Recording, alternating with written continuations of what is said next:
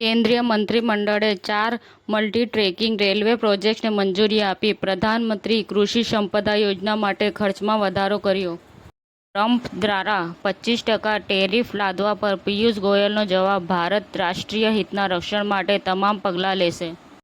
MD મહિલા arts and commerce કોલેજના અધ્યાપક ડોક્ટર રહેમત અલી સૈયદના નિર્દેશનમાં ગુજરાત યુનિવર્સિટી દ્વારા પ્રાચી ચોરસિયાને પીએચડીની ડિગ્રી એનાયત કરવામાં આવી.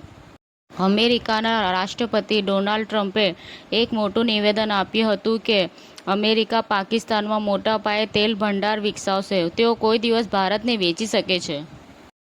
રાજ્યપાલ શ્રી આચાર્ય દેવવ્રતજીના અધ્યક્ષસ્થાને ગુજરાત કેન્સર સોસાયટીની વાર્ષિક સાધારણ સભા અને ગૌ નિર્ગ કાઉન્સિલની બેઠક યોજાઈ હતી. સલમાન ખાન હવે જનતાના થિયેટરથી ભુજ શહેર પહોંચશે.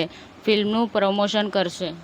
દિલ્હીથી લંડન જતી એર ઇન્ડિયાની ફ્લાઇટ ટેકનિકલ ખામીને કારણે પછી નવી દિલ્હી એરપોર્ટ ખાતે લેન્ડ કરવામાં આવી. International film festival on culture ટુરિઝમનો પ્રારંભ 31 જુલાઈથી 2 ઓગસ્ટ ગાંધીનગર IHM અમદાવાદ ખાતે યોજાશે. સુપર ડાન્સર ચેપ્ટર 5માં માતા પુત્રીને મળતી જોઈને શિવાંગી જોશી ભાવુક થઈ ગઈ.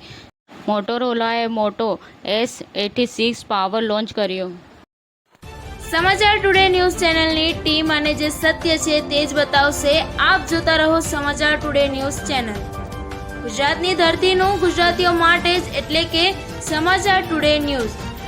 અમારી સમાચાર ટુડે ન્યૂઝ ચેનલને લાઈક કરો, શેર કરો અને સબસ્ક્રાઇબ કરો અને જોડાયા રહો સમાચાર ટુડે ન્યૂઝ ચેનલ સાથે.